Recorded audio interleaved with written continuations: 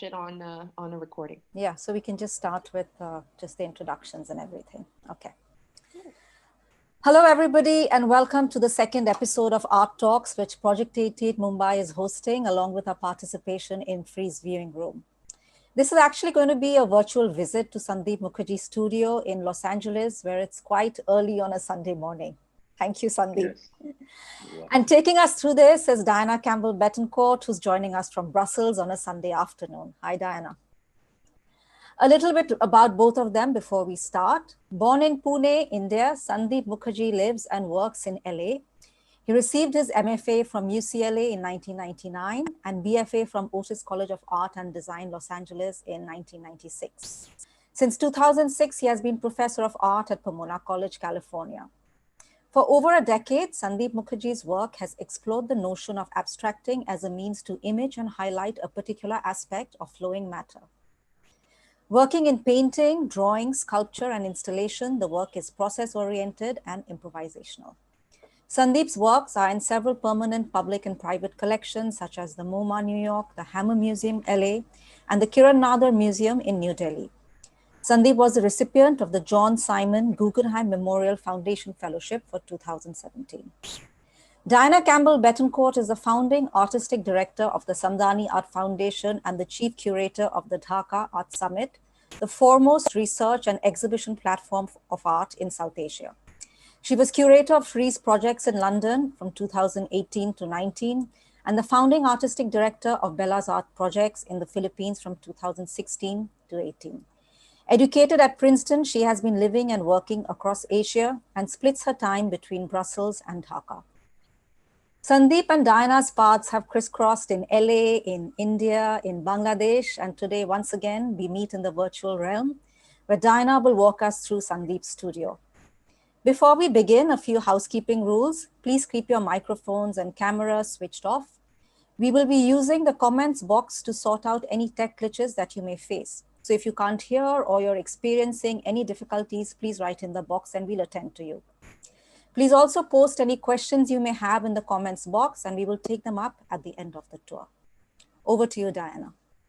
Great. Thank you so much, Shri, for inviting me to be a part of this. It's been a pleasure working with Sandeep for ages. And I wish I could be physically with him in the studio in Los Angeles as I have been in the past, but I think it's great that we're able to do this and to kind of get into the process of the work. So Sandeep, maybe to start, something that doesn't come across in your bio, but is very much embedded in this work is your background in studying chemistry and physics and this idea of like moving particles and things constantly being in motion. Can you maybe give us a bit of an introduction to the work, this new body of work via that lens? Yes, actually, I'm so happy to be here as well. Thank you for inviting me. I was educated as an engineer, and the most memorable or the most significant impact that experience had on me was when I was working on a project for NASA in 1987 called COBE, where the first satellite was being launched into space to measure the cosmic background wave radiation. At that time, I really didn't know what I was doing. I was just fabricating parts for the satellite. But that experience remains with me deeply and profoundly because it propels my inquiry and my motivation to render the invisible. So that's one aspect of making things visible that are not necessarily visible vis-a-vis the cosmic background radiation of the Big Bang. I'm also interested as a layperson in physics, in quantum physics, and chemistry, and other such aspects. So the entanglement between science and art has always been a very important aspect of who I am and how I look at the world. Yeah, absolutely. And these works that we're seeing in your studio, this is a new series that you've been working on aluminum, or I guess aluminium as other people call it, but Aluminium. yeah, it's it's a material that's a conductor of energy, right? But there's also Yes. So much energy embedded in these works. Maybe you can talk us through these a bit.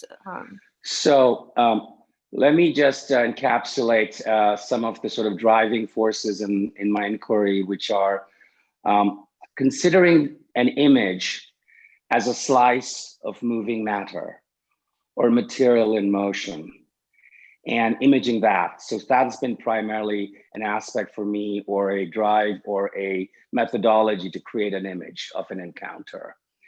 All of these paintings are images of physical encounters between my body and the world, if you will. The aluminum is a skin or a substrate on which the image is recorded. It also happens that aluminum is the most abundant element in the crust of the earth, which is again the skin of the earth. So the idea of skins, the idea of flows, feels, folds has been very interesting and important to me. So I'm approaching process really as flows, feels, and folds that create historical patterns of centripetal, centrifugal, elastic, and tensional motion. So all of these images are somehow trying to capture the idea of motion in a certain sort of multi-perspectival way. If you think of motion as fundamental prior to space and time, then your perspective on the process completely changes. So that matter moving is not moving in space and time, but the movement itself is producing space-time. So I've been thinking about that a lot in terms of how when you change the fundamental aspect into motion as opposed to space-time, it becomes a very different way of looking at the world and looking at our experience. Absolutely. And I think, this idea of skins and motion, we'll get into it more in the other bodies of work. But I think it's also interesting when you're talking or, thinking about infinity or the skin of the earth. Also the use of sand in these, or also space-time, right? You're in Los Angeles, it's a place where, sand is just part of our, a part of our landscape. But maybe you can talk about, the process of embodying and layering this material onto the aluminum.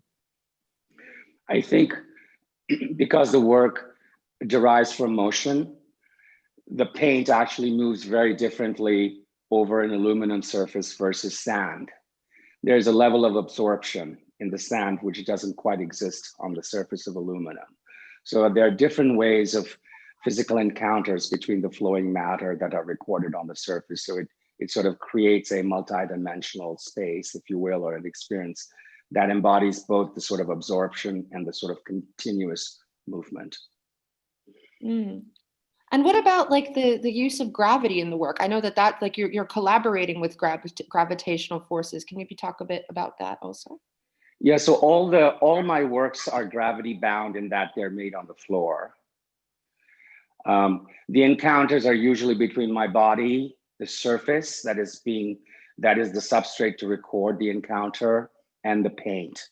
So basically the paint is sprayed from a bottle, very much like mist or rain, and it falls on the surface as a result of gravity. And then the relationship between the falling paint and the topography of the surface creates the mutating and ongoing patterns that are recorded. So it's the topography of the surface and the topological relationship between the materials that are encountering each other that creates the image over time. I'm also moving around the work, so my body is in motion as I'm making the work. So an aspect of my body in motion, along with the materials that are interacting in motion, create the final image. Yeah, and I think that's something that is important to consider when looking at your work, is just how much your body in motion is embedded in what we see as a static image. There was so much movement in creating these images. Can you maybe zoom in a bit so you can show us, because from here, these look very two-dimensional, but there's so much relief and detail in these. I think it would be great if we could look a little closer. So maybe, should I just go up to the works and scan through slowly so you can see them up close? And then maybe what I can do is, if you have any questions while I'm moving through the images, please ask me and stop me so I don't forget anything. And then I can move into the other room so you can see the other works that are also part of this conversation. That sounds great, Sandeep. And also to everyone on this call, please feel free to ask questions in the chat box, and we can, relay them to Sandeep while he walks us through these works. Yeah, so here you can see like the kind of embossing of the different layers of the work, right? So you have these kind of cosmic rays coming out that have, that are bound by the way that you're working on the aluminum, which carries those almost like scars of your hand. Yes, and then these sections, which primarily have the property of absorption, this is all sand.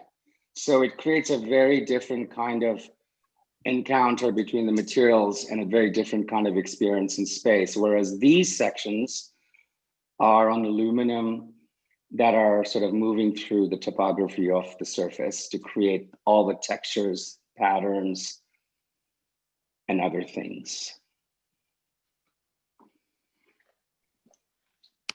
So here's another one. Can you guys see this? Yeah, and here you can really see the way that I guess this traces of your movement on the aluminum. So right? This one is literally a collision between a rock and the surface. So the protrusion on the top is basically a dimensional sculptural form that comes out from the surface, and the bottom of the painting is basically sand that has been sort of embossed, again, with a kind of relief sculpture, so that the paint is again moving in relationship to the surface and its topography. Yeah, and we can also think in terms of space-time as that sand having been a rock at one point, right? Like how That's this right. material. That's right. That's right. Am I moving too slowly or too fast? No, I think it's fine. And I think these imagined landscapes also speak to, your kind of space of living between worlds, right? Like you have your between India, Los Angeles, and kind of trying to make these wormholes connecting all of this. That's right. They're always about movement and in being in between places, and sort of there's no there. And so again, this is all aluminum down here. Can you see that? Yep. And then this is sand, so it has a very different texture. Yeah, and the haptic is very important in your work. Maybe can you talk a bit more about that, and also yes, what now in this pandemic? Well, there's a couple of things. One is that these are actual physical encounters that are being recorded, right? Something that we can't really have right now. So the work is literally made when things rub up against each other, bang into each other, frottage each other, and so on, which is very different from what we were able to do today. I'm also going to share a little bit of autobiography here. My grandmother was blind, so I grew up with a blind grandmother. And for me, she would translate what she saw by touch, and I would translate to her what I saw by my sight. So the idea of sight and touch coming together in the haptic has become very important to the experience of looking at a work, feeling it, touching it, seeing it, living it.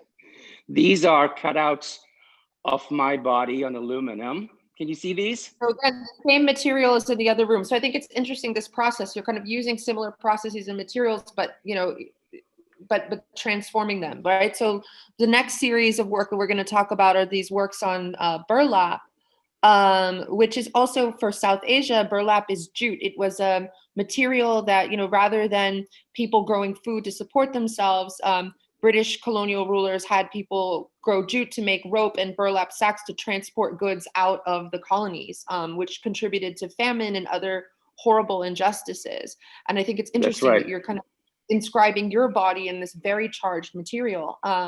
So yeah, let's talk about. I mean, most of the jute, is produced in India and Bangladesh now in the world, and it's a natural fiber made from plants, and it comes from the Indo-Gangetic Plain, and it has a certain history to it, which is very interesting and troublesome. But at the same time, it's a great thing to explore. So these figures of my body, which were cut out as very static sort of silhouettes, were then rubbed onto the oak tree outside so that the bodies acquired the properties or some properties of the tree. And so they become somewhere between the tree and the human form, some kind of a space in between. Does this give you a good sense of what's happening Yeah, here? and we have some questions, Sandeep, which I think actually these cutouts can speak to. Sherry was was wondering if the aluminum is collage and how thick is it, and what do you use to wrinkle it? I use my body. I press the aluminum onto the tree, so it's literally physically pressing the skin onto the skin of something else to create the image. So they're very physical encounters. So there's basically, we use hands, wooden tools, mallets, other kinds of tools to basically press into the surface of the tree to create that texture. And that's all it is. It just picks up the texture of the tree. And then when I paint the silhouettes, again, the paint falls on the shapes like rain. And then the relationship between the moving paint and the topography is what creates this sort of image of the body, which is floating in between the two. Mm-hmm. And what about, I think, the aluminum sheets in the fields of motion body work that we saw in the other room, it's about that density, right? It's quite thin, these aluminum sheets, correct? These aluminum skins are pretty thin, 0.005, I believe. But then as they get layered, the skin gets transformed. They sort of go away from the aluminum origins and become almost like hide, like leather, like flesh. Sometimes they look like earth when there's sand. So there's a degree of transformation that occurs on the surface, which I find very interesting. Absolutely. And another thing, Sandeep, like before we transition into these works, is also Mary was wondering if you could touch the surface of one of these fields of motion work, because everything gets pretty flattened out on the Zoom. I'm trying.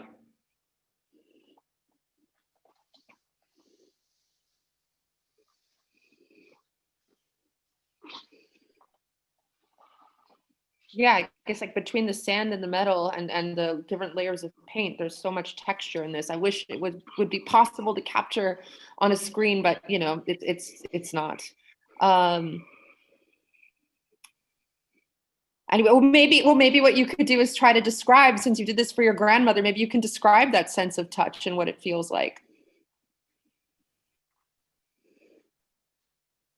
The Sandy? sense of touch, for me, what she described to me as she touched things were very different than what I saw in a certain sense initially. But then as I understood that vocabulary more, I started to sort of get a better understanding of what she saw. I never was able to fully understand it, obviously, but she described them in terms of motion, speed, changing speed, and she would make sounds to describe the change in speed. So if she touched the edge of a leaf that had a certain sort of surface, a bristle, a texture, she would describe that by sound, and sound that moved in sort of rhythm. Yeah. So it was a very interesting sort of dialogue between this touch, sound, motion, speed, and then the motion and speed by which I saw them through my eyes. And it was kind of amazing to see how much she was actually able to see despite being visually blind. Yeah, absolutely. Heightens other senses. Okay, so maybe back to these jute works. Maybe can you talk about the process of translating your body from the cutouts into the burlap? So yeah, so the cutouts are actually me lay down. I lay down on the aluminum, gravity bound, on the floor. My body is traced, silhouetted, contoured, and then that shape is cut out. So it's an act of subtraction, static one. It's fixed. It implies a container with fixed meaning and location. And so the drive is to sort of move it into motion. And so I lay down on the aluminum in various positions and postures. And then I use the cutouts as portals to spray the paint. So the flowing paint is then captured onto the burlap as a slice of that movement. And then I sort of rotate the figures in space so that the relationship between the body and its environment becomes infinitely fringed. Mm. So it's And like, you're where does my body end? Where does the world begin? Where does the world end? Where does my body begin? That's kind of the sort of question, and the sort of porosity of that relationship is always really interesting to me. Yeah, and I guess also, you know, if we go back to the physics chemistry thing, you know, that Carl Sagan, we are all star stuff. But, you know, at the end of the day, we have, you know, materially, we have so much, our skins have a lot in common with that tree. And in my family's culture, like when we die, we become trees, or we become a banyan tree. So I think it's interesting trying to collapse this space between the human and the non-human. But you're also going to give us a demonstration of your process of how you made these, correct? In a moment, but first I want to show you these actual trees that I mapped or imaged outside my studio, and let's see if we can get some good texture here. Can you see this? Yeah. So basically we imaged the entire trunk of the tree for a preceding project. And then for this one, we started climbing into the tree. So we are now in the level of branches. And I made these 4 pieces that imaged the branches of the oak tree outside. I'm going to move up close to see if we can get some really. Do you see that? Mm-hmm.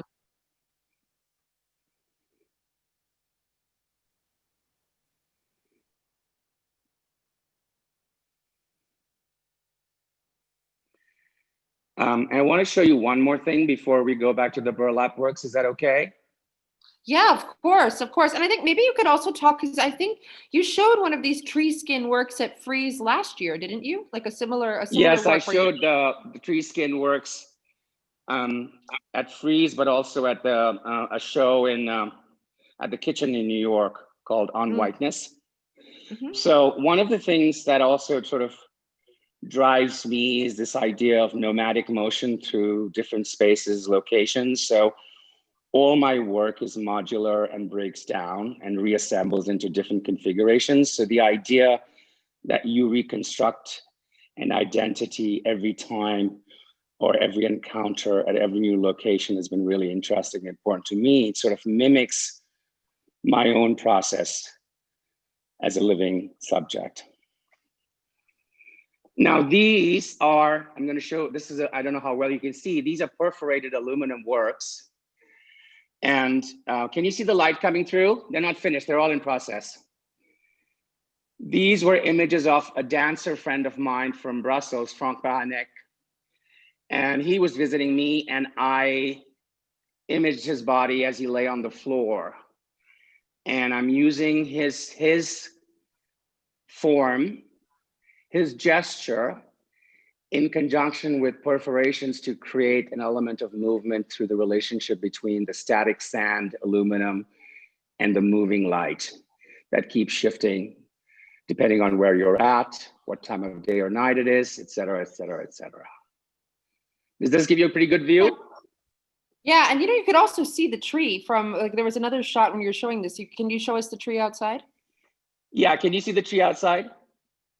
Well, we could, and not when we're looking through the aluminum, but when if you zoom out a bit. That tree. Yeah.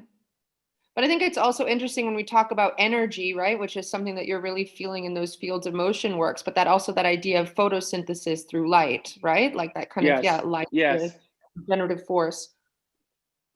Exactly, light as material. I think is really important because that's the one thing that has a constant speed in what we understand in terms of physics, and space and time keep adjusting to maintain that constant speed. Absolutely. Can you see the full figure now? Kind of. Kind of. It's a bit blurry, but kind of, yeah. Yeah, anyway, so it's in process. All of these works are in process except the burlap works. So I'm working on a series of dance pieces that are based on dancers. Yeah. So I think, I'm going to give this back to Jordy now, and I'm going to sit down by the burlap works. Is that okay? Yeah, and then let's come back after we finish the burlap works. Let's go back to this idea of you, like, having a dancer static and your motion creating the portrait of the dancer. I would love to go back to that, but let's do the burlap first. Does it need to go further in? How's that, guys? Bit blurry, but okay. Is this where we're going to do the process, the demonstration of the process? At the end of the conversation on the stool, I'll go into the process towards the end, yes. Okay, cool. So yeah, I think what's interesting here, kind of linking the motion of your own body in these burlap works to the work in process you just showed us. You know, you have been so interested in motion and movement for a long time, but this is the first time I'm seeing you kind of make these portraits of someone else, in a sense. So can you talk to us a bit about like the idea behind this work and yeah, it's a shift, and I think it's quite interesting. I mean, I think it's a personal, it started out as a personal motivation because he's a dear friend of mine for many years, dancer. And I've always wanted to do a work or collaborate with dancers in some capacity to make my work because I'm so interested in motion, but also I'm a dancing fool myself. So I think dance to me is a joyful encounter with the world. And to me, that's really important and life-sustaining given our current situations. And so for me, if you think about Indian culture, the highest form of art, right, in the temples are all dance. So the body and mind are treated equally, and one is not below the other. So it's a very sort of holistic approach to one's being, which sort of drives me to think about the mind, not just existing in the brain, but existing throughout the body. So, I mean, I think the status of the body and dance, especially in Indian culture, growing up as a child and looking at all the sculptures and all the temples and all the paintings, that kind of became a very sort of normal way to think about the mind body for me, and an interesting way to think about it as opposed to baser instincts and higher instincts and elevated this and lowered that. So it sort of abolishes that hierarchy for me, which is very liberating. Yeah, absolutely. And I think it's also beautiful when you talk about the boundary of the body and its environment being infinitely fringed. Can you maybe speak to this a bit more? Yeah, I mean, I think of boundaries and edges as I'm interested in both gradation, where it's a continual spectrum, and then when it breaks. So it's somewhere between the cut and the gradation that I find really interesting. And I think sometimes, depending on the conditions, the cut can happen in different places where the gradation stops and the cut begins, where a difference is created in a certain way, in a very different kind of way, as opposed to, you know, just a color or value shifting through a space, cut, different color, value, starting. So there are these durational elements that are sort of interesting to me to sort of somehow capture this experience of time. It's also interesting when we say durational elements and thinking about dance as well. Like what's the duration of the movement? Exactly. And it's interesting. Dance is so hard to notate, yet it's something that, you know, in your own, I guess, this is your form of notation. Painting maybe is your form of notation. Exactly. And the sort of the piercing that's happening, it's got a sort of very meditative, but also it has a duration. You know, you feel the duration of the punctures, and you feel the duration of the light that dances through it in relationship to your own body as it's moving. So it's an ongoing duration that keeps regenerating itself depending on who's interacting with it and where. Yeah. So like that work in process that you showed us, it's a dancer who's static. You put an aluminum sheet over him. You're dancing and moving and hammering it and creating this portrait of the body. And then it's static, but then as the light moves, movement is created through the void of that body, right? Exactly. And also these works are suspended, again, defying gravity in a certain sense. So when viewers move around them, they actually create wind currents, air currents that actually make the work move. So there's a very sort of dynamic quality that mimics motion in a certain way, but a very different kind of motion than the dancer's motion, but still motion. And so sometimes when there's multiple pieces next to each other, they touch each other and they make a rustling sound, almost like leaves. So they create these other experiences that are all in some way evoke motion in one's own personal, historical, social, material, political experience. Yep, beautiful. So we have a question from Rumaisa, who is wanting you to speak more about the, the work behind you, the black burlap work where your body is kind of spinning. Yeah. So if you could speak a bit more about that work, that's a request from the audience. Well, having lived half my life in India, the tradition of figuration is very heavily embedded in my psyche because it's like one of the richest figurative traditions of painting that I'm aware of. And how do I, as a diasporic subject somewhere else in a different space, bring that experience back to the work, but completely contaminated with everything else? So for me, using the figure is always about pulling back from what I know to a different place so I can abstract it. So for me, the abstraction is more about pulling away to arrive at a different point of view or a different perspective. So in a certain sense, if you see these figures, they may remind you of the Devis, the gods, the goddesses with multiple arms and legs. And they have a very particular symbolism that that is fixed in a certain way. And these are sort of not fixed. They are sort of moving and they're constantly shifting. So I think the idea of the traditional god or goddess is actually just movement and light in these pictures in a certain sense. And it's just using a very simple, iconic frame of the figure or the corporeal self. And we have another great insight here from Rohit, who, he's a good writer, so I'll read what he wrote. Physics seems to see energy as a constant, as produced not naturally, but through modern human scientific calculations. The second law of thermodynamics identifies the loss entropy in this humanly produced mathematical constant. Where do you see the situation of loss, lack, or invisibility, as you put it, apparent in your work? I mean, I think for me, we're living in the cosmos that's cooling down. So it's like basically hot to cold. It's like a fall. And that fall creates certain splashes of energy. And all I'm doing is tapping into that residual energy. It's still moving towards entropy, but there are moments of disorder that gets, refracted out of that cooling process that I can use to create some sense of order of that increasing entropy. I don't know if that answers the question, but it is sort of a way to sort of slow entropy down and sort of understand it a little bit better, because we know that we're moving to greater and greater and greater chaos.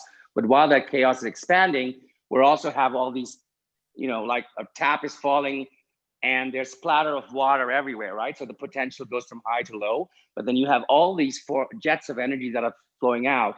And for me, it's really about tapping into that energy to create a sense of order, given that the larger picture is one of growing disorder. Excellent. So speaking of splashes of energy, I think now would be a good time for us to start this demonstration so that people can see the process, and then we can have some more questions after that, because I think it'll How are we doing on time, by the way, just so I know? We've been going for 36 minutes. So we have another, we have another like 15, 20 minutes. So I think this is okay. So now I'm going to hand the camera again over to Jordy. He's going to go up on a ladder, high potential, above gravity. And I'm going to do a little dance.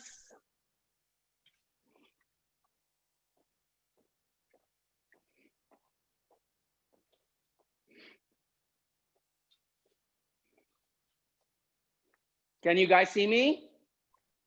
Yep. So this is the cutout aluminum static form, very much like,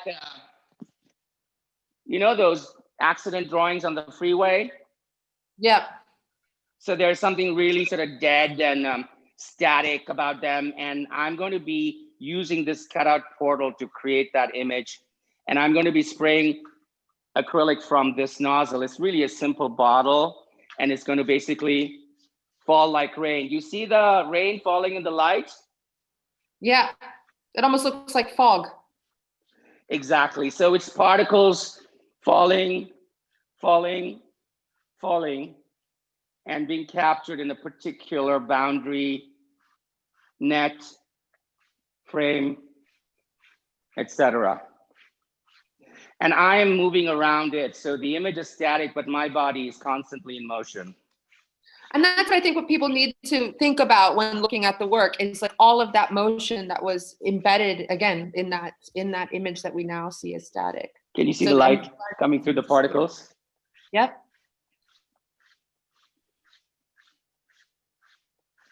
Now this, again, fabric is a burlap, right? It's a natural fiber made from plants. So it absorbs the paint and relates to it very differently than, say, the aluminum, where the paint would fall and then continually move through the topography. Here, the topography is one of a grid.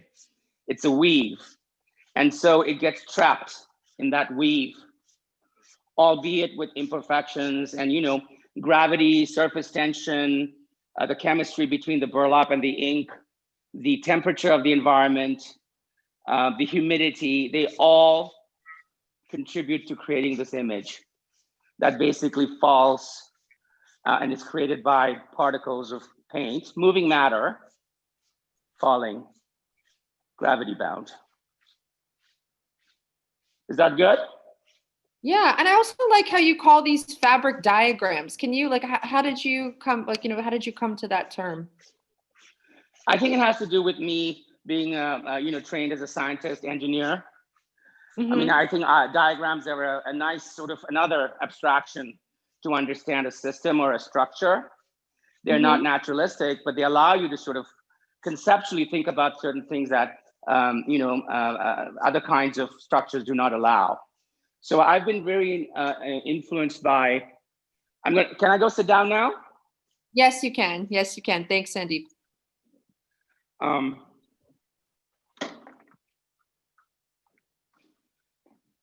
So, for example, let's see.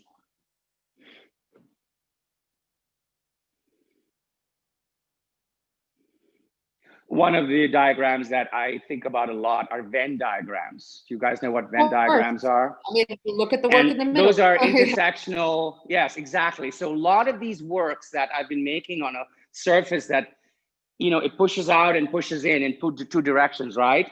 So if you thought of the force of motion or energy in sort of atomic circular particle kind of sense, it's the intersection of those two forces that create the image. So if one force is moving from the back of the image towards the front and the other force is moving from the front to the back, they create an intersectional diagram that is both imagistic, but also sculptural. So a lot of these works are actually two-sided works so that the paint penetrates through the skin up to a point onto the other surface. And then when I flip it and create an image on the other surface, it does the same thing. So you have these intersectional images that exist on both sides of the skin. Yeah, no, it's beautiful. But I think, also when we think about Venn diagrams, that's something like, with your life, like, you're expansive. You can be many things at one time. But I think it's interesting in contexts like Argentina, like, Venn diagrams were outlawed at one point because they allowed that space of ambiguity. I guess the fact that things wasn't one or the other, that there was something in between, it was seen as a subversive. So Amalia Pica references that in her work. Anyway, I find interesting. I didn't know that. Fascinating as well. So something that we don't see, you mentioned this before, we don't see it in this body of work, but maybe you could talk about it a bit. That thing about in-betweenness is how you can reconfigure works, right? You make bodies of work that then change in the way that you order them. And so I find that really interesting.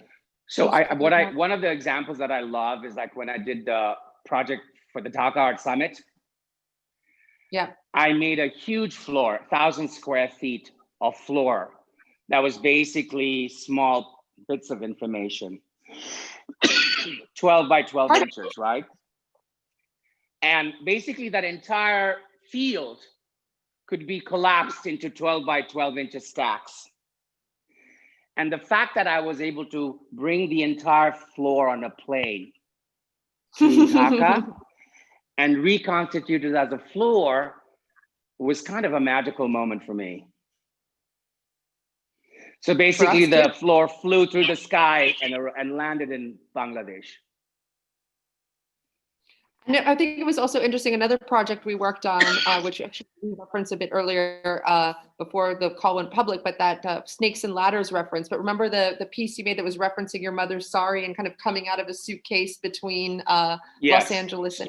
So I have a 10-foot, huge ladder in the painting studio, really big, bulky. It has a sort of extension in space that's pretty solid, gargantuan in a way. I wanted to collapse that structure into my suitcase and carry it to India. So I basically molded that again through aluminum, painted it, and then basically folded it almost like a scarf or a sari, coiled it into my suitcase, and I brought it to Bombay. And then I unrolled it, unpacked it, and then again reconstituted it on the floor in the gallery there. So it was, the ladder turned into almost a reptilian looking structure because of the way the texture of the ladder had been translated. So it started with the ladder, but by the time it reached India, it had become sort of a snake, which formed a gateway so you could walk through it. Again, movement, right? So it all comes back to movement and journey. Movement, and also, how do you carry yourself across borders? And when you are carrying art across borders, it can be quite traumatic and stressful given the policing and the customs and all that stuff. So that was the first time, I think, when I was transporting work where it went like a personal belonging, like a piece of skin that I could wear that was really a ladder. And it was like really kind of an interesting experience for me to see how it moved through the border to another country. Interesting. Great. Well, we've been speaking for about 45 minutes. So why don't we, are there any other questions from the audience? If so, please put them in the chat box. We have an earlier question, which was about the color patterns and the relation to the material encounters that form a locus of your work. So maybe if you could you speak a bit to the color patterns that we're seeing both in the fields of motion work behind you and also with this Venn diagram burlap work in the middle? The fields of motion work on aluminum are highly charged, intense, bright colors. These are much more muted, softer earth tones or black and white. So I'm really interested in how color can change the work. So I don't have a preferred palette necessarily. It just keeps changing and evolving. I've had this question asked to me if my colors are Indian, and I never know what to answer. Like is there an Indian aesthetic or sensibility that I bring to the work? Of course I do, but they are, they're so specific to every instance that although my history is infused with color, I have to be very careful in the way I choose to use it. It's like, so it's the color is an important aspect. I don't want to be chromophobic. I have a real allergy to that. So I'm always trying to. Colorful works aren't stupid works. Intelligent works don't have to be gray. Those sort of weird binaries that we have sort of inherited through art history. So I'm always interested in sort of discharging that sort of dynamic. So you can think of color as equally intelligent. Mm. And another great question is, since color, like for the burlap works, it's going to impact both sides of the burlap. Are they meant to be seen from both sides? Like, would you ever show yes, the you back? you can either hang them in the middle of a room and see them, or you can alternate. And so you can hang the work one way for a month and then flip it to another way. So you're constantly seeing a different work or a different side of the work, depending on your own preference. You're reconfiguring that happens in your practice. Another thing that's interesting about color, now that I think about it, do you remember that series? Of course you remember it, you made it, but the series of work where you were using cleaning supplies like Windex to extract away the color, right? So in a way, like the chemical reaction between the colors you chose and the cleaning materials. Can you talk a bit about that body of work? Yeah, a little bit. Like, I think of painting as a chemistry set, as a physics set, as a cultural set, as a personal set. So I'm like, the idea is to give agency to the materials And so I'm in conversation with the materials as opposed to dictating what the materials need to or should do. So there is already chemical agency in the materials I'm using. So I want the materials to speak that language that they already have embedded in them. That's what I'm talking about, the intelligence intrinsic to the materials. And it's interesting. So materials, we have another question from Deepa about, are there other materials you plan to work with in the future? Like when I was first looking at your work, I was fascinated by this mylar film that you were using, which also you fold in and you liken it to skin. But yeah, I've seen you work on film, on wood floors, on burlap, aluminium. Can you talk a bit about other materials that you've used? You know, the materials that I get gravitated towards are the ones that can fold and bend and kind of hold that. Right? You like capturing you like capturing skins, as you said it, right? Yeah. Yes, and I like capturing the action of folding and unfolding in a certain way. So the materials have always that idea has directed me towards certain materials. So like I'm not doing bronze casting or, my sculpture works are very sort of embossed. They're relief sculptures because the geometry of folds somehow drives me more than the geometry of enclosure. So I like that sort of idea that you still have a dimension, you still have a sculptural element, but it's still an open structure. You don't have to fill it with some meaning. It's already existing on the surface. And also, Frank reminds us about your earlier work with embossed paper as well. Yeah, I guess you like things that carry that history of movement, right? Like, so it's not something slick. Yeah. So there's a trace always left behind, and so the space, the body becomes an extension of the space, but then space is created as a result of the motion of the body. So like I said earlier, if you think of motion as fundamental, then space-time is actually a result of that, as opposed to motion being in a sort of space-time that's already existing. Maybe let's talk about mental space. So like what kind of mental space do you work yourself into before you get to work? Like, do you work with music? The full range of human emotions: joy, frustration, sadness. It depends on the day. Depends on the day. I mean, it's an anxiety driving. I mean, it's a very anxious moment right now in our history, that the United States and the world. So I think a lot of this work is really trying to sort of counterbalance that level of anxiety by allowing for other things to occur. So I want to, it's like, I want to think about the possibility of creating new tools to combat whatever regime comes to be, as opposed to defining one regime as good or bad.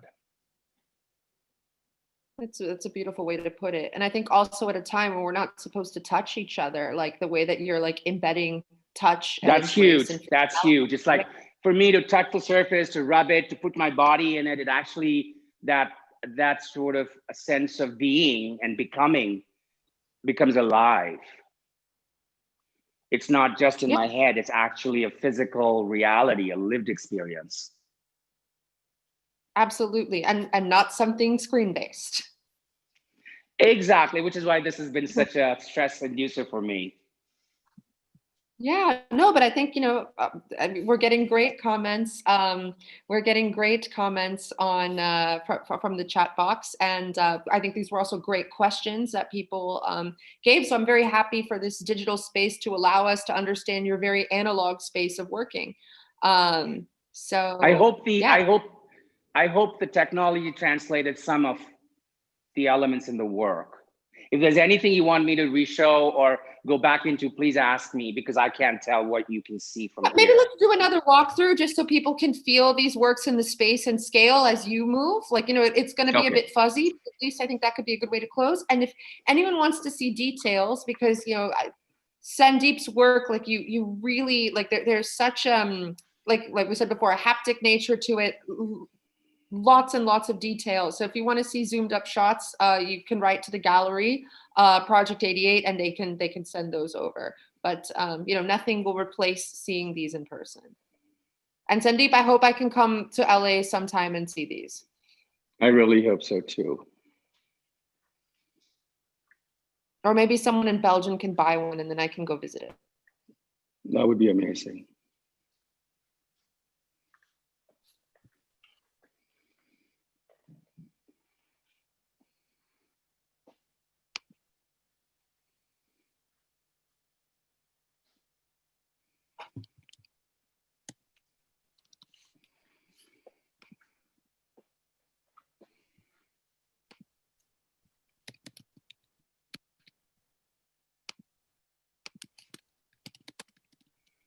Tell me if I'm going too slow, okay?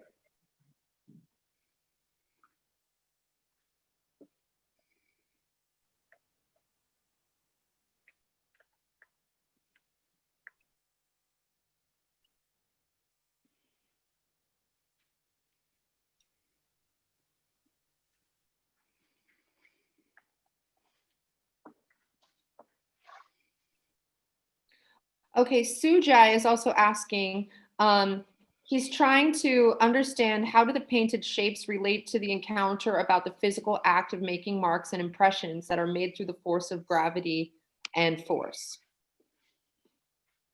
So there are two different kinds of encounters, right? One when the actual encounter happens to create the form, and then the other is the sort of encounter between the moving paint and the surface. So there's two levels of encounter that occur.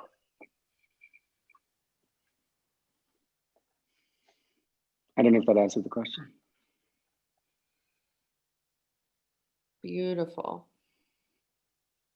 These are not finished, right? So basically I want the light to become an integral part. The perforation, you know, there's also a very interesting tradition of jali work in Indian So architecture, Jolly, in Indian art. You know, Exactly. So where... it's exactly. So it's sociocultural, but it's also ecological, because you know when air flows through the perforations, it increases in speed and cools down. Back So to your physics. the perforations were actually used to create a cooler temperature and to create breeze in the heat. They were also used to create sociocultural divisions and hierarchies where certain people could see through the perforations and others could not. So they were means of enclosure as well, and separation.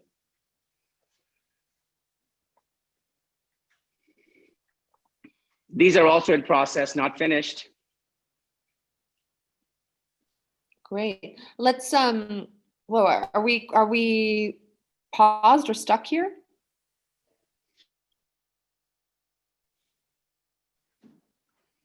I'm moving. Okay, I get, because it's kind of, I'm not Can you seeing not the see image. me? No, he's No. paused. No, we can't see Sandeep. No. But anyway, I think let's yeah, Sandeep, can you... What happened? I don't. We're stuck. Don't worry, like we're at the end of the conversation. It's not a... Yeah. Okay, now we can see it again. Now we can see again. Perfect.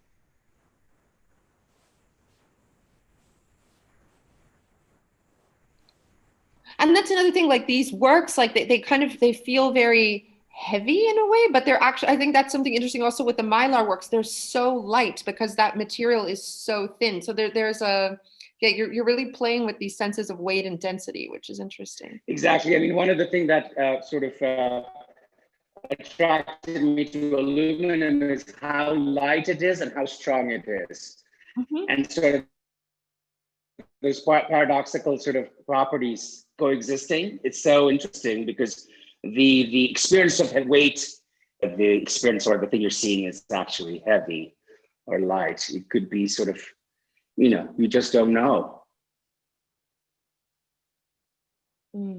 Okay, last question, and then we let this... Is that good? For the day. The last question from Deepa: have you considered working with silk? Yes, I want to do fabrics. I want to do silks. There's so much work to be done and so little time. You know what I'm saying? Yeah, no, I know you're always busy. I want to work with... You're one of my favorite people to converse with. Well, because of our time difference, I wake up and I sometimes have these beautiful images from you of experiments in the studio. So I love sending images to you because your reactions are always so gratifying, and so they're like a gift back to me, you know? Sandeep. Anyway, thank you so much, Sandeep, for your time and for letting us get deeper into your work. Thank you, Shri, for this opportunity. Shri, do you have anything you want to close with? No, I just wanted to thank everybody for joining us on a Sunday. And thank you, Diana, and thank you, Sandeep, for this wonderful and amazing walkthrough. Thank Great. you And also, all. it's FaceTime. Thanks to everyone in the future watching this on YouTube. Thank We're going to you. put up the Bye. link on YouTube. And I just want to thank all our tech team, Sandeep, your assistant, Jody, and Sabia, who's Thank you, working Jordi behind. Pedrosa, for helping with this. It would not have been possible without you. Here's Jordi. Thanks, Jordy. All right. Perfect. Bye. Thanks, everyone. Have a great day. Bye. Thank you. Thank you. Bye.